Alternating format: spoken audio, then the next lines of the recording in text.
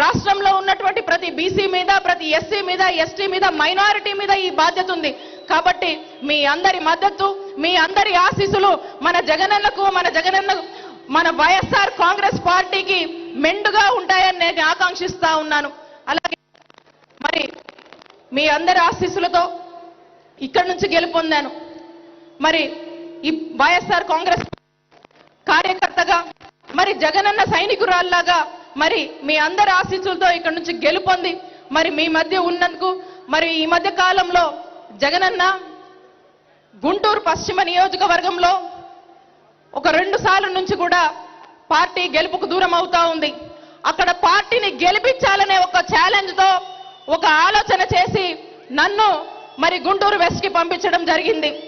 ఇక్కడ మీ అందరికీ నేను ఒకటే మాటిస్తా ఉన్నాను, నేను ఎక్కడున్నా ఎలా ఉన్నా నా మనసు, నా అండ ఎప్పుడూ చిలకలూరుపేట నియోజకవర్గ ప్రజలకు ఉంటుంది అని చెప్పి ఈ సందర్భంగా తెలియజేసుకుంటూ మీ అందరి ఆశీస్సులు వైఎస్ఆర్ కాంగ్రెస్ పార్టీకి ఉండాలని కోరుకుంటున్నాను.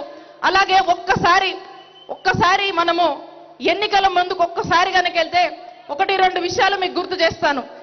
నేను సమన్వయకర్తగా వచ్చి ఉన్నటువంటి రోజుల్లో ఫ్లెక్సీ కడితే కేసు, ఏదంటే పోలీసులు జులుం చూపిస్తారు, అధికార దర్పం చూపించేవాళ్ళు, పెత్తందారులు ఏ విధంగా మనల్ని ఇబ్బంది పెట్టారో ఈ నియోజకవర్గంలో మీ అందరికీ కూడా తెలుసు. మరి అలాంటి పరిస్థితి నుంచి, ఒక బ్రిటిష్ పాలన నుంచి ఈరోజు చిలకలూరుపేట నియోజకవర్గం జగనన్న ఆశీస్సులతో మనమంతా సంతోషంగా ఉన్నాం. మీ అందరూ కూడా ఈ విషయాలు మర్చిపోకుండా రానున్న కాలంలో మన చిలకలూరుపేట నియోజకవర్గంలో ఫ్యాను మనం ఎప్పుడు మన ఫ్యాన్ ని మనం ఖచ్చితంగా, ఏదైతే జగనన్న మన ఫ్యాన్ ని గిరాగిరా చిలకలూరుపేటలో తిప్పారో అదే విధంగా తిప్పి మీ అందరూ కూడా వైఎస్ఆర్ కాంగ్రెస్ పార్టీని చిలకలూరుపేట నియోజకవర్గంలో ఖచ్చితంగా గెలిపిస్తారని ఆకాంక్షిస్తూ మీ మద్దతు వైఎస్ఆర్ కాంగ్రెస్ పార్టీకి, మన నాయకుడు జగనన్నకి ఎప్పుడూ ఉండాలని కోరుకుంటూ ఈ అవకాశం ఇచ్చినటువంటి పెద్దలందరికీ కూడా కృతజ్ఞతలు. Thank you.